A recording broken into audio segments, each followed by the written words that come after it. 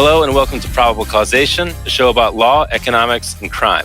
I'm your host, David Isle, and my guest today is Professor Erin Kelly. Professor Kelly holds a PhD in philosophy from Harvard University and is currently a professor of philosophy at one of my alma maters, Tufts University, and is the author of The Limits of Blame, Rethinking Punishment and Responsibility, which is the subject of our conversation today and available wherever you buy books. Professor Kelly, welcome. Thank you very much. It's good to be here. So first I wanted to ask you how you got to this topic. You're trained in philosophy, but you clearly have a deep and thorough understanding of the law. Did you get that training in law during your training in philosophy, or did you come by it another way? I came to it later, and I'm more or less self-educated on the law.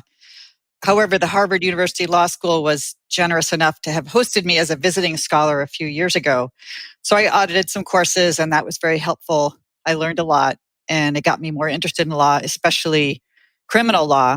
And I've also been teaching philosophy of law at Tufts University for quite a few years, which has given me an opportunity to explore some interesting questions about the law, about the nature of the legal system and its rules and principles, as well as ethical questions related to law, such as whether we have a duty to obey the law, how to think about the limits of law's legitimacy, the possible justifications of civil disobedience, and the justification of punishment. So law is a great topic for a philosopher because it has so many fascinating and deep metaphysical, political, and ethical issues. Great. Let's get right to your book. And as I read it, the first major piece of your argument is to distinguish between wrongness and blameworthiness. How are those two concepts different? Well, as I think about it, a judgment of blameworthiness focuses on the person. It's attentive to an individual's psychological characteristics, her will, values, dispositions, and it's rather nuanced. Blameworthiness is an evaluation that aims to guide our response to a person who has done something morally wrong. Questions about whether and how to blame someone arise after the fact of wrongdoing, and they make meaning of it. They concern the significance for interpersonal or social life of a given person's failure to meet moral standards of conduct. It also directs us towards conclusions about a person's responsibility for her moral faults. For example, we might say of some individual that what he did was unkind and that he didn't have to act that way. We might say that he chose to act as he did because he didn't have much respect for other people. And in saying these things, we're making a statement about who he is, and we're holding him responsible for what he's like. Now, an evaluation of wrongdoing, by contrast, focuses on an action and whether that action falls short of an interpersonal moral standard. Evaluations of wrongdoing rely, as I think about it, on only a thin sense of the person, something like the notion of a minimally rational human being. What I mean is that to judge that someone's done something wrong isn't to say anything very personal about the wrongdoer. It's more like a description of that person as a rational being who has violated a moral requirement. It doesn't provide much information about that person's character, motives, or values. That's because a person could engage in a morally wrongful action for many different reasons. To understand what a person's wrongful behavior says about him or her, that is, to assess that person's blameworthiness, we would have to dig into why that person has acted as she did. Still, a person's minimal rationality may be enough to establish that person as a candidate for guidance by legal norms and punishment for criminal behavior. A person's rational nature presents a basis for applying the relevant moral requirements of conduct to her. So criminal law is an example of a rule-based action guiding system that incorporates some general standards of right and wrong. To establish that someone has broken the law, though, actually says very little about that person. Seems like your main ideological opponent in this conversation is retributive justice, which is a different conception of how the criminal law should and I guess does work. What's retributive justice and how does it relate to wrongness and blameworthiness?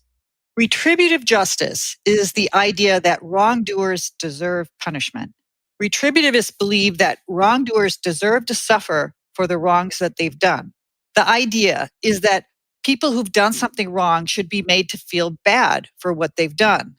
And sometimes this idea of moral desert, of what they deserve, is explained by reference to the metaphor of the scales of justice.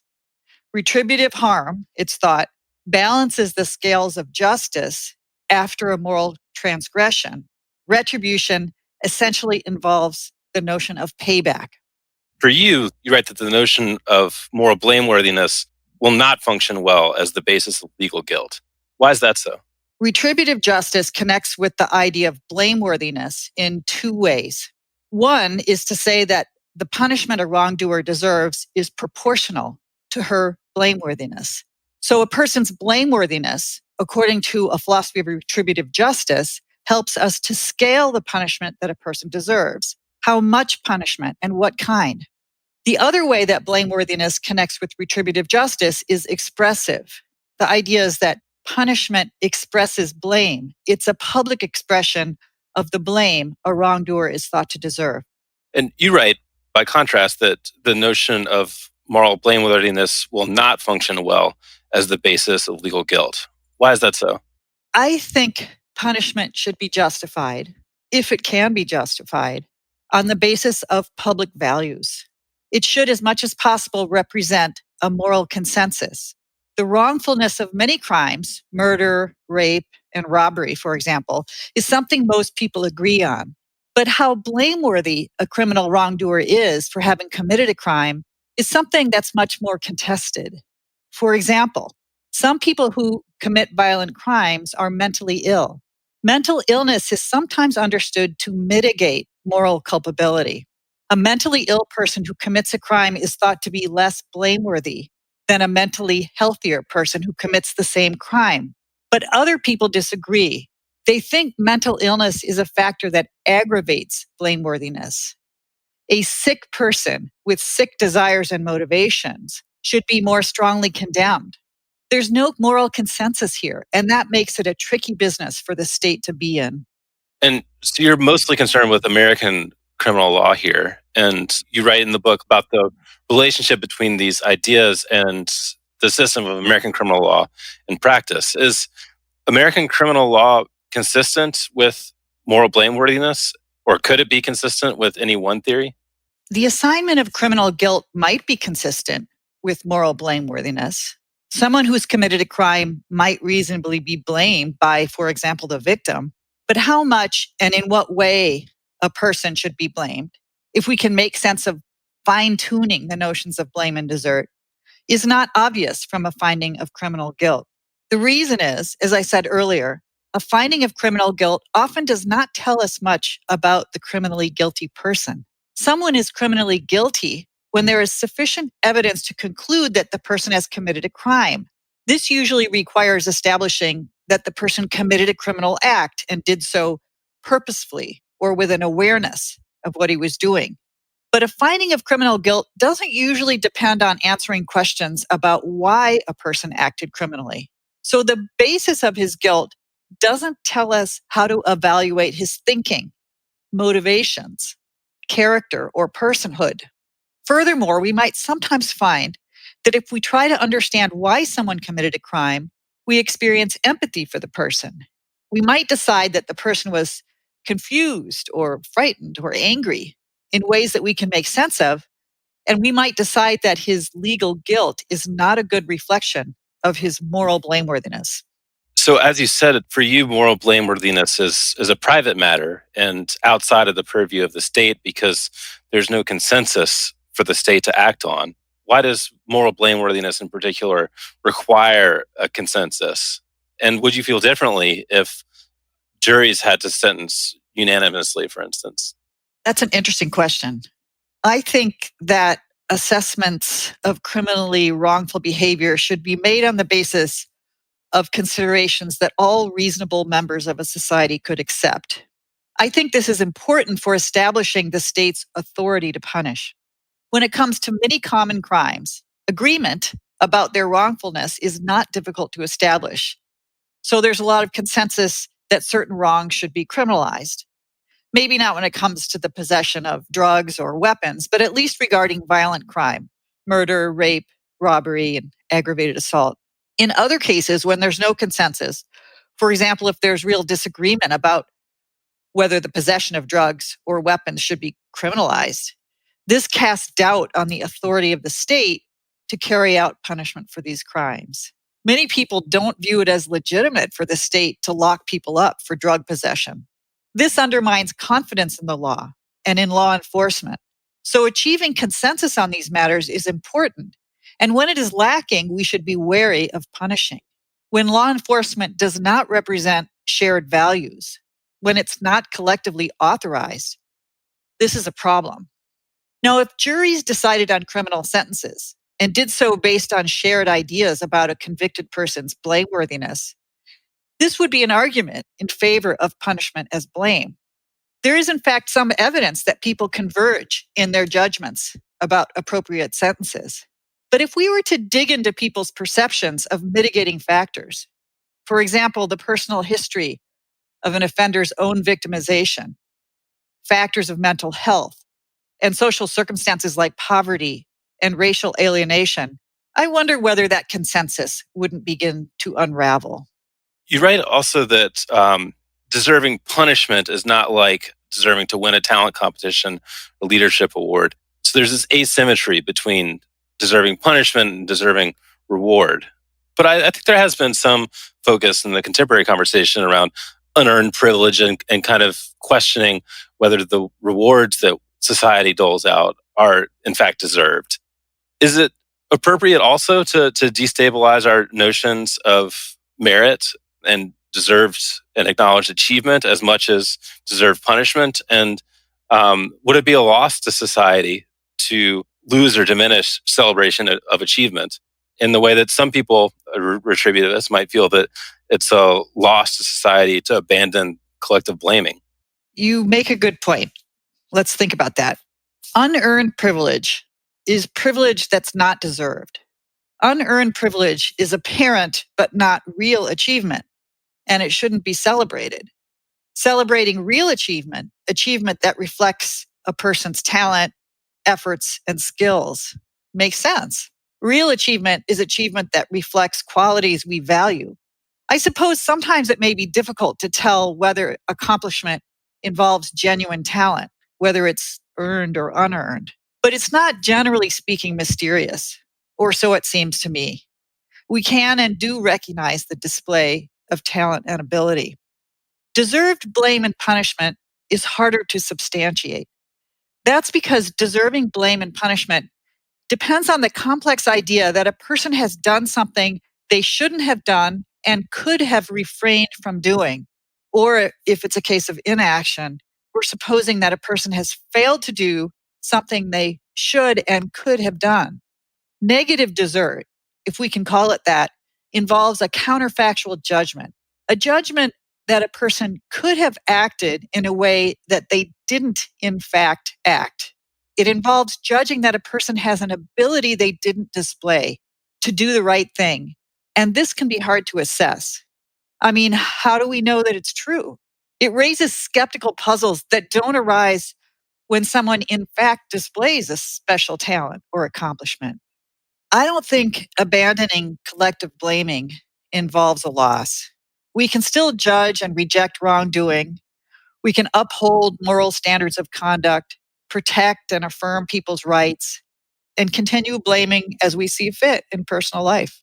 So going back to this question of whether someone could have acted differently than how they did, it seems like this involves like a kind of difficult distinction to make between impediments that are imposed on them from the outside, an emotional disturbance that's not part of their core personhood in some sense, and then on the other hand, something that does attach to their personhood that is their fault in some sense and not a limit on them that's imposed from the outside. Is that a problem with the concept itself, or is it just another reason that it's difficult to achieve social consensus on these issues and therefore the state shouldn't be involved? You're right. It's a deep question and a difficult one to answer. I'm not sure it can be answered well. I agree that sometimes we think a person's wrongful conduct doesn't represent who they are as a person, and other times we decide it does. It's possible that these judgments are influenced by how much we understand and identify with the difficult thoughts or circumstances that a person failed to manage well. So, this is treacherous territory for the criminal justice system because of the potential for these evaluations to be biased. So, here's another complication. Suppose we agree that someone's wrongful acts speak to who she is as a person. Whether she's morally responsible for what she is like is a further question. Maybe she has a flawed character that was formed by experiences for which she's not responsible. Then she may not be responsible for what she's like as a person. This often seems to be the case when a person is disturbed. But we might also question more generally how much each of us is responsible for what we are like as persons, since our characteristics are the product of many factors beyond our control, and they can be very difficult to change. There's room for skeptical doubt about how to draw the limits of moral competence. Would a focus on the wrongfulness of an act rather than the blameworthiness of the individual prevent an accused person from proffering evidence at sentencing that would mitigate their blameworthiness and therefore their sentence? It's the kind of evidence that is at least sometimes brought out at sentencing hearings today, the hardships a person has faced that were out of their control and led them to the acts that they're being punished for. If we separated wrongness and blameworthiness, would that part of the process just disappear entirely? To some extent, it would. I think if we reject the idea that punishment is a form of moral blame, however, there's still going to be room for testimony that in some cases blame would do no good because the person is conscientious or has changed or for some other reason is not a threat to others.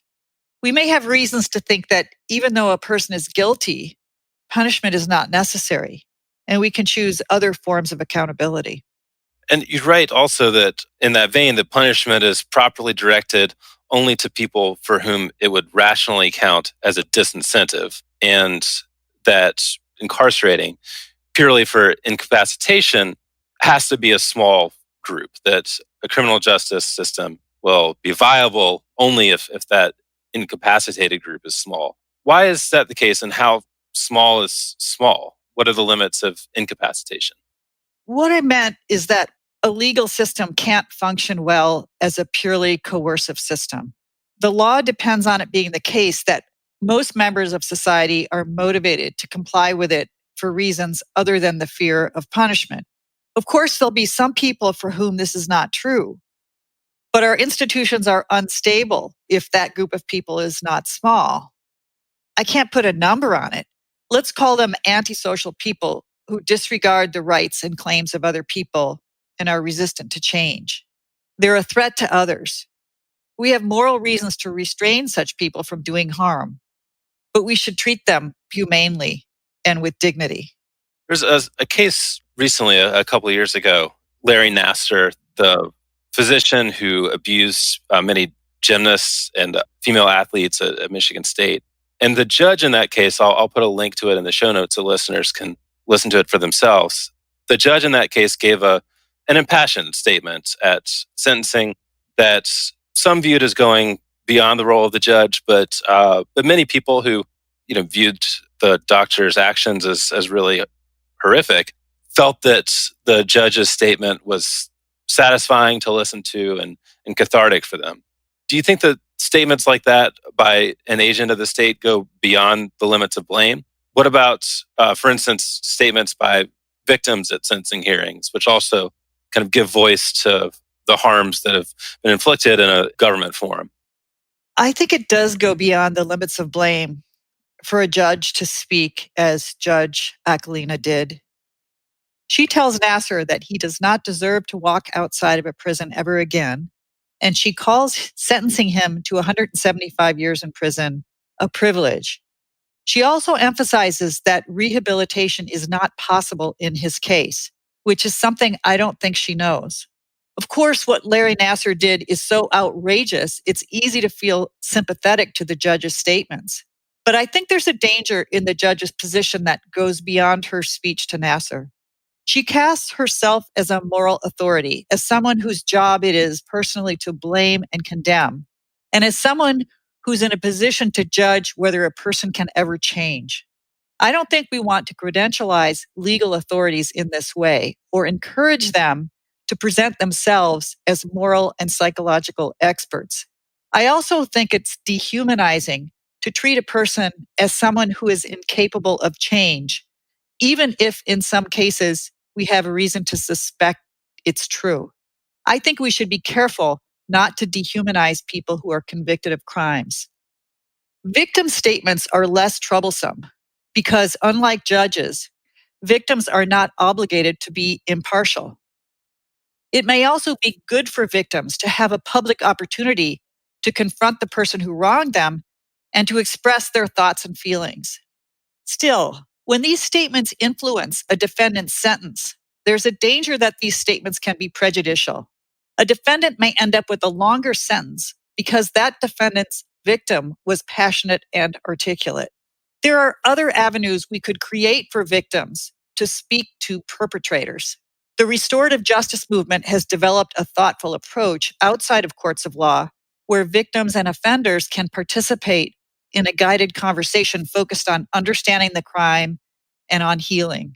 There's evidence that the practice of restorative justice is beneficial to both victims and offenders. Keeping, again, in the area of sexual assault, of course, it's been a big focus on college campuses for at least a few years now. And there's some evidence to suggest that university policies that advise students to take preventative measures like drinking less, being more cautious about being alone with potential attackers and so forth are effective at reducing the incidence of sexual assault. But then some other people view these suggestions as blaming the victim and shifting moral responsibility to someone who doesn't deserve it and putting burdens on someone to change their behavior in order to adapt to the antisocial behavior of other people. Do you think that it's appropriate for institutions like universities to suggest this sort of caution in preventing wrongdoing, even if the wrongdoing they're preventing is not their own? Yes, I do, because college administrators have a responsibility to keep students safe. And teaching people how reasonably to avoid victimization is a way to try to keep them safe. It would be a problem if that were the only way. If universities didn't also take proactive measures to confront sexual assaulters and hold them accountable. Assuming universities are also committed to doing that, it may be helpful to teach people ways to keep themselves safe from attack. It can be a way to educate people about a realistic threat. It doesn't excuse those attacks, it calls attention to the danger of sexual assault. I want to also talk about the relationship between criminal law and tort law. For the non-lawyers in our audience, and tort law is the civil system to claim damages for harm suffered by the plaintiff. But it typically does not involve blameworthiness. You don't get some kind of record for civil offenses like you do for criminal offenses. You touch on this in the book and suggest that this could be possibly a kind of model for criminal law. But I think there are two important distinctions that I want to get you to speak on. One is that in tort law, the remedy is a zero-sum transfer from one party to the other. Just one party pays the other party money. Whereas, of course, in criminal law, we've got a negative-sum punishment. Then the second is that in tort law, defendants always have at least some money. That's the reason that they're being sued. Defendants who don't have money, commonly referred to as judgment proof, in the sense that even if you get a verdict against them, they're not going to be able to pay you what the court says they owe. Whereas in criminal law, of course, most defendants are indigent. So is it right to understand the criminal justice system as essentially offering to wronged parties the opportunity to blame and punish as a consolation prize for not being able to sue and get money? And in that case, the comparison to tort law demonstrates not that separating blame and wrong is possible, but that punishment and payment are substitutes, and there must be one or the other. Interesting question. I think whether blaming and punishing a criminally guilty person benefits the wronged person more than alternative possible responses is not obvious. Some victims desire retribution, others don't. Many victims are very concerned that the person who harmed them not harm other people. Victims don't want other people to suffer in ways that they have suffered. Putting offenders in prison is not an effective way to get them to change and to commit themselves to not harming other persons again. It doesn't work well. And most people who go to prison will re enter society at some point, usually as persons who are more damaged than when they went into prison. This is not good for anybody. It's not a consolation prize. You write that a focus on wrongdoing as opposed to blameworthiness, as you're advocating, would avoid some of the worst abuses of the criminal justice system. So you mentioned Salem witch trials, fabricated rape charges against Black American men in particular, who have been perceived as threats to white women, extreme sentences for drug offenses. Why would it be the case that focusing on wrongdoing as opposed to blameworthiness would avoid those kinds of excesses? I think a criminal justice system that's focused on evidence of wrongdoing would be more successful at containing the irrational fear of crime and the prejudicial manipulation of public fears in a way that harms members of disfavored groups. Excessive fear of crime seems to be driven more by the demonization of criminal types than by evidence of actual crime rates and the profile of ordinary prisoners. I suspect that a public culture that is more evidence-driven in its approach to crime could more easily contain these excesses. And likewise, of course, a primary concern of many people who study criminal law and the criminal legal system in the United States is mass incarceration, which isn't always driven by the same kinds of flagrant abuses like in the Salem witch trials, but nevertheless is a serious and pressing social problem. Do you think that this focus on wrongness and closer attention to evidence would result in less incarceration also? I don't think that focusing on wrongdoing versus blame would be enough. I think we have to address some big social problems of injustice, poverty, racial injustice, need for health care for many people, and so on.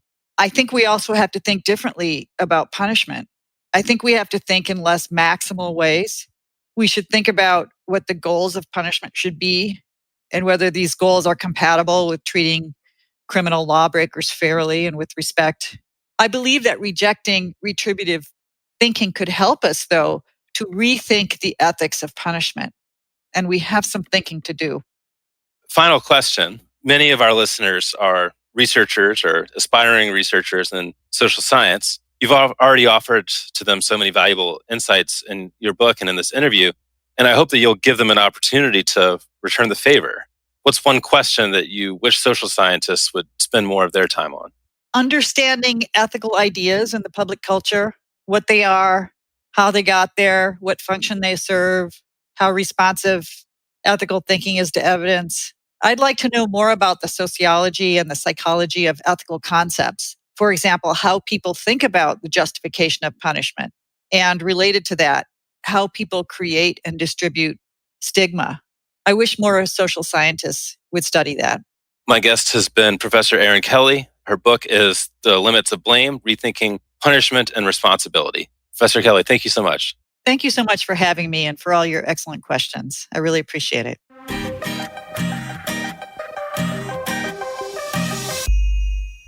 You can find links to all of the research we discussed on the show on our website, probablecausation.com. You can also subscribe to the show there or wherever you get your podcasts to make sure you don't miss a single episode. Big thanks to Emergent Ventures for supporting the show, and thanks also to our Patreon subscribers. This show is listener supported, so if you enjoy the podcast, then please consider contributing via Patreon. You can find a link on our website. Our sound engineer is John Kerr, with production assistance from Haley Griesaber. Our music is by Werner, and our logo was designed by Carrie Throckmorton. Thanks for listening, and I'll talk to you soon.